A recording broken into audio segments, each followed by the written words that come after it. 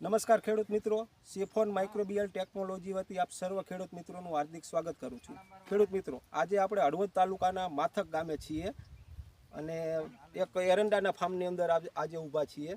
તો એમને જીવિકા એનપીકે વાપરેલું હતું અને શું ફાયદો અમે દેખાય અડધો અડધ ફેરફાર હે બરોબર.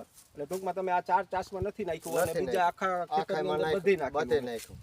ચાર ચાસમાં શું ફેર દેખાય તમને? એમાં અડધો ફેર હે ને આમાં પીરાય છે આ એમાં પીરાય કે માલમાં બધી રીતે સારું બરોબર. ખોખામાં બધે ખોખા અંદર આની અંદર આ ખોખામાં ડબલ ફાયદો છે. તો દાણો ભરચક થયો, ખોખીની અંદર દાણો ભરચક થયો, નથી નાખ્યું એમાં ભરચક એમાં નથી નથી થયો. બરોબર. એરંડામાં વૈધમાં કેવો ફેર? વચમાં અડધો અડધ અડધો અડધ ફેર અડધો અડધ માલમાં અડધો અડધ. આમાં માલ લઈને જોવો ને બધા હારે જ વાયા.